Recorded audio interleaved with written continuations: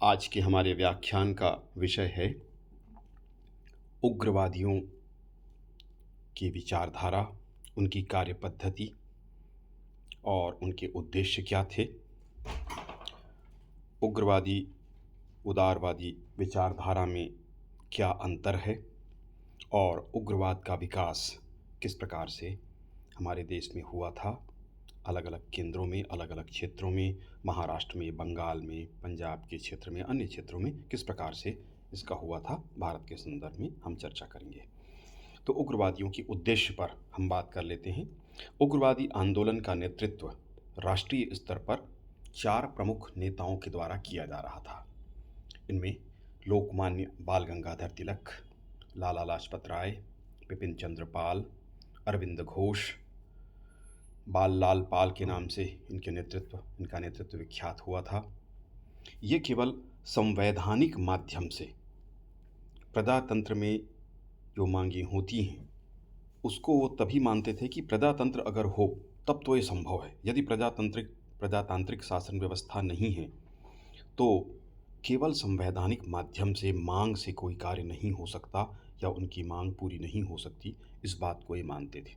भारत में अंग्रेजों के स्वेच्छाचारी और निरंकुश साम्राज्यवाद मात्र बलपूर्वक ही अधिकारों को इसमें प्राप्त किया जा सकता है, ऐसी इनकी मान्यता थी।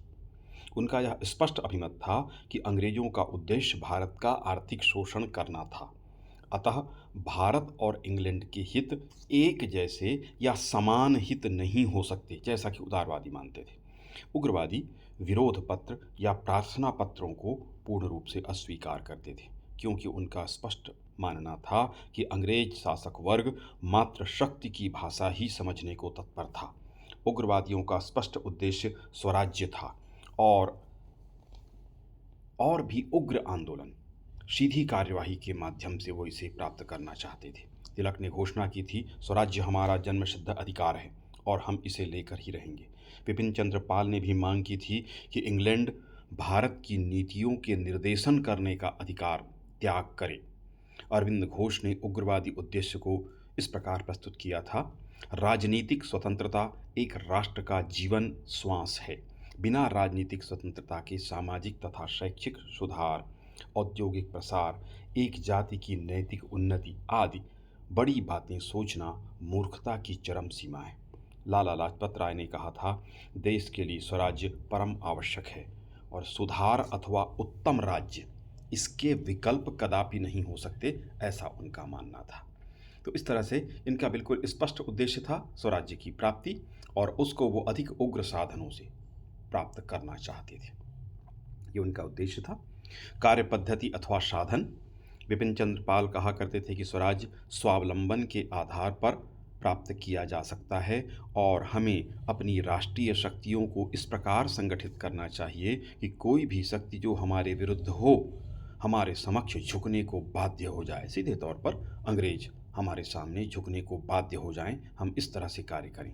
उन्होंने आगे कहा कि यदि सरकार स्वयं मेरे पास आए और ये कहे कि स्वराज्य ले लो, तो इस उपहार के लिए मैं धन्यवाद देते हुए कहूँगा कि मैं उस वस्तु को स्वीकार नहीं कर सकता जिसे प्राप्त करने की सामर्थ्य मुझ में नहीं है।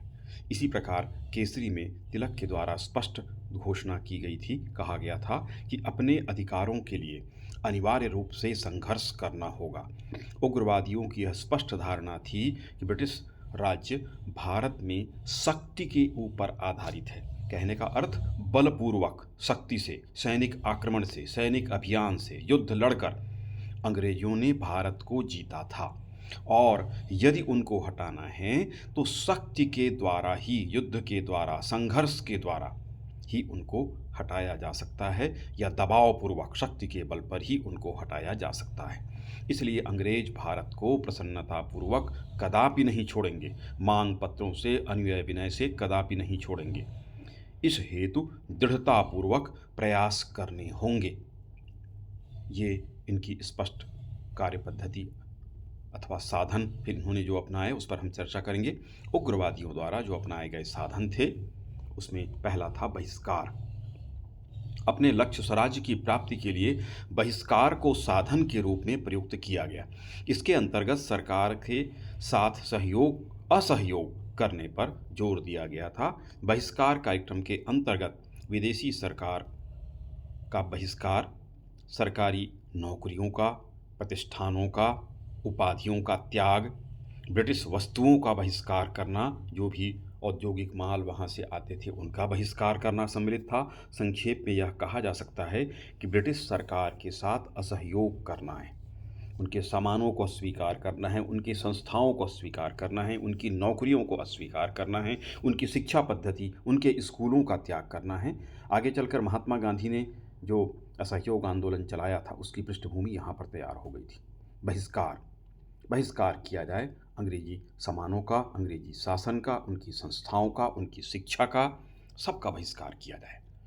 अब समस्या ये थी कि अगर आप बहिष्कार त्याग कर रहे हैं तो फिर उसके जगह उपयोग क्या करेंगे? तो ये रचनात्मक आंदोलन चलाया गया, वह था स्वदेशी, यानी विदेशी का बहिष्कार और स्वदेशी का स्वीकार।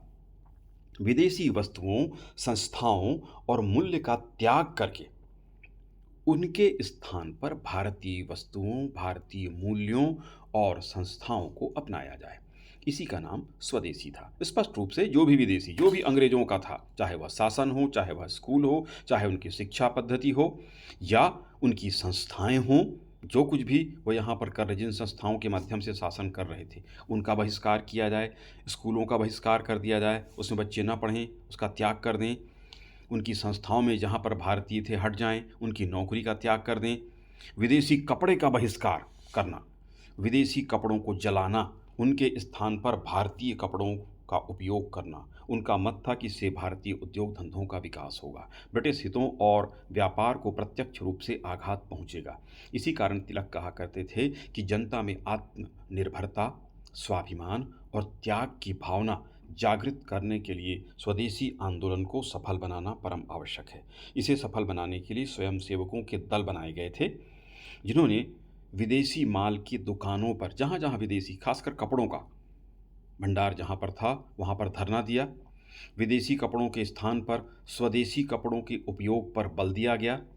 इस कार्य में उन्हें पर्याप्त सफलता प्राप्त हुई, क्योंकि इस आंदोलन के परिणाम स्वरूप भारत में विदेशी कपड़ों की होली जलाई जाने लगी। अनेक स्थानों पर बड़े बड़े जो गोदाम थे वहाँ से वस्त्र निकाल कर जलाए गए। सर्वप्रथम चर्चा हिंदू मेल में स्वदेशी के विषय में चर्चा की गई थी, फिर इस पर कार्य प्रारंभ हुआ था। बंगाल के शिक्षित समुदाय के द्वारा स्वदेशी उद्योगों को प्रोत्साहन दिया गया। वैज्ञानिक प्रफुल्ल चंद्र राय ने 1893 ईस्वी में बंगाल केमिकल्स की स्थापना की। पंजाब में आर्य समाज स्वदेशी उद्योगों में सक्रिय हो गए थे। 20वीं सदी में इस आर्थिक परिकल्पना का उपयोग राजनीतिक अस्त्र के रूप में किया गया। इंग्लैंड के उद्योगपतियों पर दबाव डालकर बंगाल विभाजन को रद्द कराना इनका प्रारंभिक उद्देश्य था। लाला लाजपत राय का विचार था कि दुकानदारों की जाति के व्यापारिक हितों पर आघात करके ही उन पर दबाव डाला जा सकता है। जिस प्रकार से नेपोलियन बोनापार्ट ने भी कहा था कि इंग्लैंड है वो शॉपकीपर्स, दुकानदारों का देश है, उनकी दुकान को अगर हम बंद करवा देंगे तो इंग्लैंड की कमर टूट जाएगी। वही धारणा लाला लाजपत राय ने भी धारणा रखी थी और उनके व्यापार को आघात कराने का उद्देश्य तय किया गया था। धीरे धीरे स्वदेशी का उपयोग देशभक्ति का प्रतीक बन गया। फलस्वरूप स्वदेशी एक शक्तिशाली जन आंदोलन के रूप में परिवर्तित हुआ। बहिष्कार और स्वदेशी एक दूसरे के पूरक थे। इस आंदोलन को पर्याप्त सफलता प्राप्त हुई। भारतीय घरेलू उद्योगों के लिए यह आंदोलन वरदान सिद्ध हुआ। इंग्लैंड से आयात होने वाले कपड़े में 4,24,92,000 गज की कमी आई। एंग्लो इंडियन समाचार पत्र द इंग्लिशमैन ने स्वीकार किया कि कोलकाता का गोदाम कपड़ों से, यानी अंग्रेजी जो कपड़े थे उससे भरा पड़ा है, जिसे बेचा नहीं जा सकता है। इस आंदोलन के परिणाम स्वरूप भारत में अनेक छोटी छोटी वस्तुओं का उत्पादन पुनः प्रारंभ हुआ। इस प्रकार से इनसे उदीयमान भारतीय उद्योग को बल प्राप्त हुआ। कुटीर उद्योग धंधों के विकास के लिए एक राष्ट्रीय कोष का निर्माण किया गया। चरखा एवं करघा, जानते होंगे आप लोग, विद्यालय की स्थापना की गई। शीघ्र ही स्कूल और कॉलेज में इस आंदोलन की धमक प्रारंभ हुई और स्कूल और कॉलेज इसके केंद्र बन गए। विद्यार्थियों ने विदेशी कागज से बनी हुई कापियों का प्रयोग करने से इनकार कर दिया। स्कूल के बच्चों ने, कॉलेज के बच्चों ने विदेशी जूते और स्त्रियों ने विदेशी चूड़ियाँ खरीदने से इनकार कर दिया। युवकों ने उन अधिकतर दुकानों में पिकेटिंग की जहां विदेशी वस्तुएं बिकती थी, उनका विरोध किया गया। भारतीयों से आग्रह किया गया। विद्यार्थियों को आंदोलन से पृथक रखने के लिए उन्हें स्कूलों और कॉलेजों से निकाला गया। शैक्षणिक संस्थाओं को धमकियां दी गईं, चेतावनियां दी गईं, उनकी मान्यता समाप्त कर दी जाएगी, ये उनको कहा गया। उन्हें सरकारी अनुदान भी नहीं दिए जाएंगे। किंतु फिर भी यह आंदोलन सक्रिय रहा। निष्क्रिय प्रतिरोध, पैसिव रेजिस्टेंस। निष्क्रिय प्रतिरोध से अभिप्राय था सरकार के उस कार्य, प्रत्येक कार्य का विरोध करना, कानून का विरोध करना जो भारतीयों का दमन करता हो और भारतीय हितों के अनुकूल न हो। यह विरोध आक्रामक न होकर संगठित होना चाहिए। जैसे यदि सरकार हमारा शोषण करने के लिए हम पर कर लगाए तो हम संगठित होकर यह तय कर लें कि हम वह कर या उस कर को सरकार को नहीं देंगे। निष्क्रिय प्रतिरोध पर विपिन चंद्र पाल ने लिखा था कि सरकार के कार्य को कई प्रकार से रोका जा सकता है। ऐसा तो संभव नहीं है कि प्रत्येक मजिस्ट्रेट का कार्य करने वाले यदि वो कार्य करने से इनकार कर दें तो अन्य व्यक्ति या उसके त्यागपत्र देने पर कोई दूसरा व्यक्ति खड़ा नहीं हो जाएगा, उसके स्थान पर कोई दूसरा व्यक्ति न मिले, ऐसा तो हो नहीं सकता। परंतु संपूर्ण देश में यह भावना जागृत अवश्य हो जाना चाहिए कि समस्त सरकारी कार्यालय में हड़ताल की जा सकती है। किसी चीज़ के विरोध में पूरे के पूरे लोग एक साथ आ जाएं। हम उस भारतीय की स्थिति को, जो सरकारी कर्मचारी है, ऐसा कर सकते हैं जैसा वह भारतीय नागरिक के सम्मान से नीचे न गिरे। सरकारी नौकरी करने वाले यदि बिल्कुल सहयोग न दें तो हम सरकारी कार्यों को असंभव बना सकते हैं। ये था निष्क्रिय प्रतिरोध, यानी सरकारी पदों में रहते हुए भी जो अनुचित हो उन सभी को अस्वीकार कर देना, हड़ताल में सम्मिलित होना, सरकार का विरोध करना ताकि उनका कार्य मुश्किल हो जाए। कहने का अर्थ ये था कि नौकरी अगर हम केवल छोड़ देते हैं तो छोड़ देने से उसके स्थान पर कोई दूसरा चला जाएगा और वो राजभक्ति से काम कर सकता है। इसलिए हम दृढ़तापूर्वक वहाँ रहें, लेकिन उनके कार्य को हम असंभव कर दें। राष्ट्रीय शिक्षा, अंग्रेजों द्वारा स्थापित शिक्षा व्यवस्था को तो समाप्त करने या उसको स्वीकार नहीं करने की बात की गई, तो अब स्वीकार किसको करें? तो उसके लिए भारतीय व्यवस्था, भारतीय शिक्षा लागू की जाए। विद्यालयों की, ऐसे विद्यालयों की स्थापना की जाए जो अपनी शिक्षा व्यवस्था द्वारा विद्यार्थियों को भारतीय सभ्यता, संस्कृति और परंपराओं का ज्ञान उपलब्ध करा सकें तथा राष्ट्रीय भावना प्रदान कर सकें। 1905 में जन आंदोलन की संभावना के स्पष्ट हो जाने के पूर्व से ही भद्रलोक राष्ट्रीय शिक्षा के बारे में विचार करने लगा था। सतीश मुखर्जी ने एक समिति बनाई थी। रविंद्रनाथ ने शांति निकेतन आश्रम की स्थापना करके देशी नियंत्रण में शिक्षा के क्षेत्र में नया प्रयोग प्रारंभ किया। लाला लाजपत राय ने 1901 ईस्वी में कायस्थ समाचार में छपने वाले अपने लेख में तकनीकी शिक्षा और औद्योगिक स्वावलंबन की हिमायत की। विश्वविद्यालय अधिनियम 1904 ईस्वी के द्वारा लॉर्ड कर्जन ने भारतीयों के बौद्धिक विकास को अवरुद्ध करने का प्रयास किया। राष्ट्रवादियों ने यह महसूस किया कि राष्ट्रीय शिक्षा प्रणाली के विकास के द्वारा भारतीयों का समुचित बौद्धिक विकास हो सकता है। इसलिए स्वदेशी एवं बहिष्कार आंदोलन के साथ साथ राष्ट्रीय शिक्षा पद्धति के विकास का निर्णय लिया गया था। इसके दो प्रमुख उद्देश्य थे। प्रथम, एक ऐसी शिक्षा प्रणाली का विकास हो जो देश के हितों के अनुकूल हो तथा द्वितीय, विद्यार्थियों को शिक्षा प्रदान करना। इस उद्देश्य की पूर्ति के लिए राष्ट्रीय शिक्षा परिषद की स्थापना की गई। इसी उद्देश्य से तिलक ने दक्षिण शिक्षा समाज की स्थापना की। मदन मोहन मालवीय ने हिंदू विश्वविद्यालय की स्थापना की, योजना प्रस्तुत की। बंगाल में राष्ट्रीय शिक्षा व्यवस्था पर आधारित अनेक विद्यालयों की स्थापना की गई। अरविंद घोष, जो महाराजा बड़ौदा के शासन में एक बड़े उच्च पद पर थे, उसको उन्होंने छोड़ दिया और कलकत्ता के राष्ट्रीय महाविद्यालय के प्राचार्य बन गए। सर गुरुदास बनर्जी ने बंगाल राष्ट्रीय शिक्षा परिषद का निर्माण किया था। मद्रास में पचप्पा राष्ट्रीय कॉलेज स्थापित किया गया।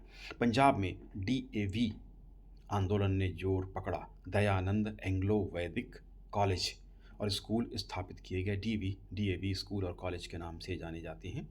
तो वहाँ पर इसकी स्थापना लाहौर में, पंजाब के क्षेत्र में और उत्तर भारत के विभिन्न क्षेत्रों में ये स्थापित होने शुरू हुए। देहरादून में भी इस तरह के कॉलेज स्थापित हुए।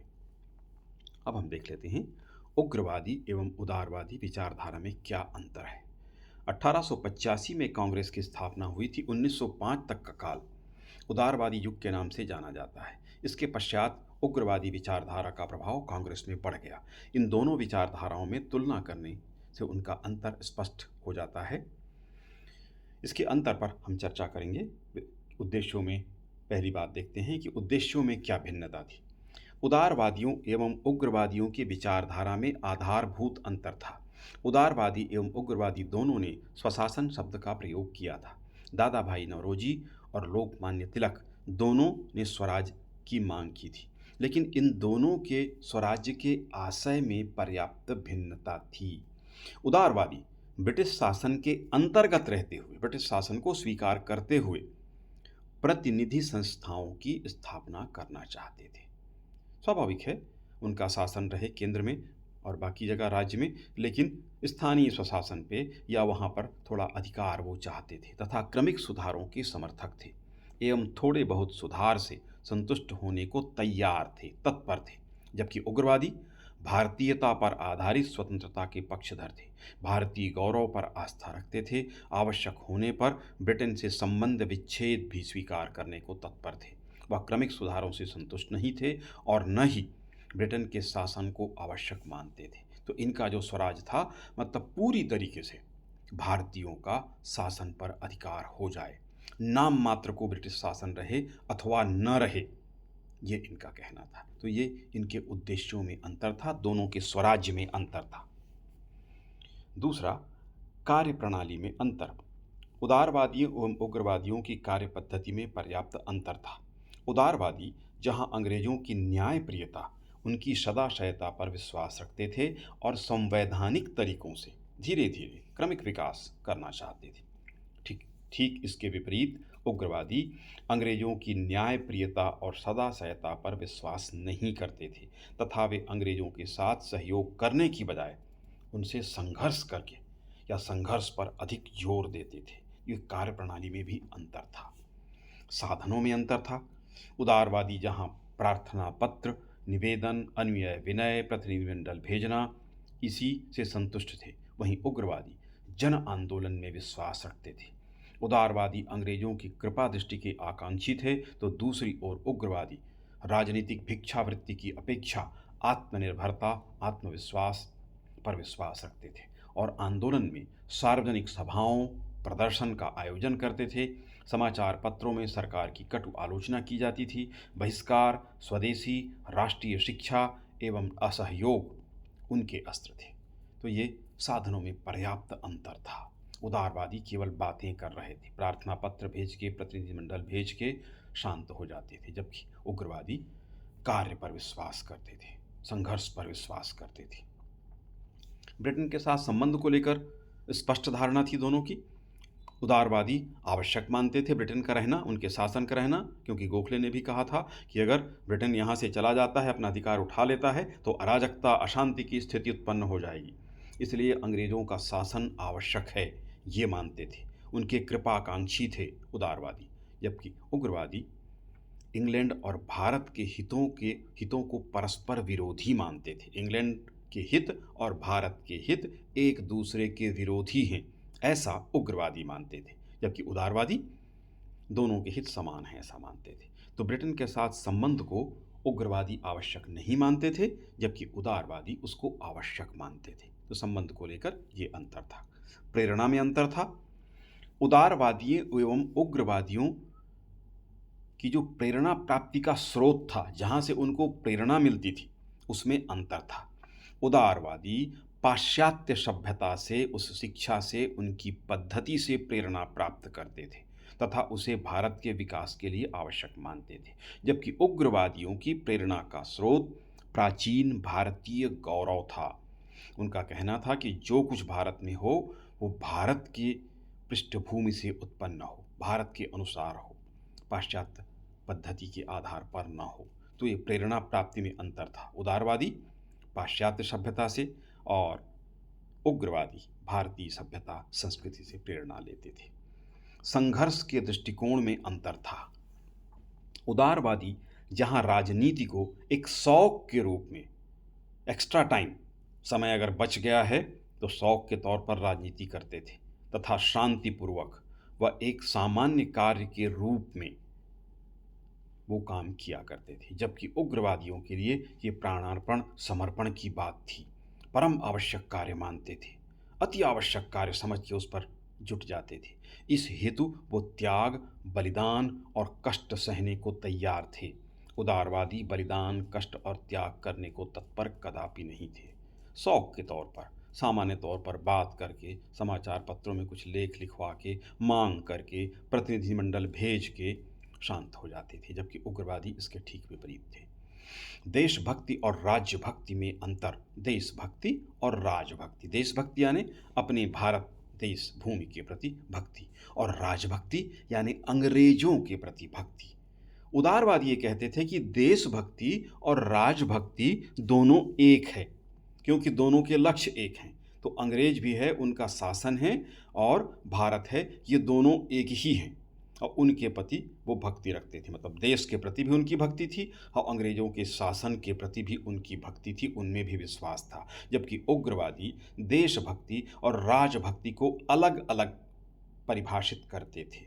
उनके दृष्टि से देशभक्त वह है, देशभक्ति वह है जिसमें केवल अपने देश के कल्याण की बात हो, हमारे देश की पद्धति हो, हमारे देश का विकास हो, विदेशी तत्व उससे अलग हो जाए, और अंग्रेजों के जो हित हैं उसको वो अलग मानते थे, भारतीयों का हित अलग मानते थे। इसलिए अंग्रेजों के प्रति भक्ति में वो विश्वास नहीं करते थे, जबकि उदारवादी देश और अंग्रेजों दोनों के प्रति भक्ति रखते थे। ये अंतर था। स्वराज की परिभाषा में अंतर। उदारवादियों और उग्रवादियों के द्वारा स्वराज शब्द का प्रयोग किया गया, किंतु उदारवादियों के लिए स्वराज से अभिप्राय औपनिवेशिक स्वशासन था। स्वशासन पर उनका जोर था। ग्राम पंचायतों में, नगर पंचायतों में, ग्राम नगर स्तर पर उनका शासन हो, बाकी अंग्रेजों के साथ मिलकर राज्य और केंद्र पर वो शासन करें। इसी को वो स्वराज्य कहते थे। जबकि उग्रवादियों के लिए इसका अर्थ पूर्ण स्वराज्य था। राज्य में भी, केंद्र में ही पूरा शासन मुख्य रूप से हमारा ही हो, केवल नाम मात्र का उनका अधिकार हो अथवा न हो। ये इनकी सोच में पर्याप्त अंतर था। तो उदारवादियों एवं उग्रवादियों की विचारधारा में पर्याप्त अंतर है, किंतु भारतीय राष्ट्रीयता के विकास में दोनों का महत्वपूर्ण योगदान है। 1892 ईस्वी का सुधार अधिनियम उदारवादियों की देन के रूप में स्वीकार किया जाता है, तो 1909 के सुधार अधिनियम को उग्रवादियों के देन के रूप में स्वीकार किया जाता है। यद्यपि ज़्यादातर विद्वान ये बोलते हैं कि 1909 का जो अधिनियम था वो भी उदारवादियों के कारण था, लेकिन वास्तव में ऐसा था नहीं। उग्रवादियों का दबाव जब ज़्यादा पड़ा तो उन्होंने उदारवादियों के मांगों को अंग्रेजों ने सुना, फिर भी उनके भी मांगों को भी उन्होंने 1909 में पूरा नहीं किया था। तो इसलिए इसमें विचार विभिन्नता हो सकती है, लेकिन वस्तुतः उग्रवादियों के दबाव के कारण कुछ अधिकार देना उन्होंने स्वीकार किया था, किंतु उससे उदारवादी तक 1909 के अधिनियम से संतुष्ट नहीं हुए थे। उदारवादी भी देशभक्त थे, किंतु उनकी देशभक्ति के साथ राजभक्ति भी थी। उदारवादियों के राजभक्ति में देशभक्ति, अपने देश के साथ साथ अंग्रेजों के शासन के प्रति भी भक्ति थी, ब्रिटिश क्राउन के प्रति भी भक्ति की भावना थी, जबकि उग्रवादियों में ऐसा नहीं था। वो उन्हें प्रतिक्रियावादी अथवा देशद्रोही, तो उन्हें हम उदारवादियों को नहीं कह सकते कि वो प्रतिक्रियावादी थे या देशद्रोही थे। उदारवादियों ने कठोर कर्म नहीं किया, उनके द्वारा केवल वाणी का प्रयोग किया गया, वे प्रत्यक्ष संघर्ष में नहीं उतरे। इसके विपरीत उग्रवादियों ने कठोर कर्म किया, त्याग, बलिदान उनके द्वारा किया गया। रामनाथ सुमन लिखते हैं कि हमारी राष्ट्रीयता के विकास में दोनों एक दूसरे के पूरक हैं और दोनों हमारी राजनीति के स्वाभाविक उपकरण हैं। वस्तुतः वे एक ही आंदोलन के दो पक्ष हैं, एक ही दीपक के दो परिणाम हैं। पहला प्रकाश का द्योतक है तो दूसरा गर्मी का, पहला बुद्धि का पक्ष है तो दूसरा भाव का पक्ष है। बहुत अच्छी इन्होंने व्याख्या उसकी की है। तो इसके आगे उग्रवाद का विकास और उसके आगे फिर हम का योगदान, उनकी असफलता के ऊपर अगले वीडियो में विचार करेंगे।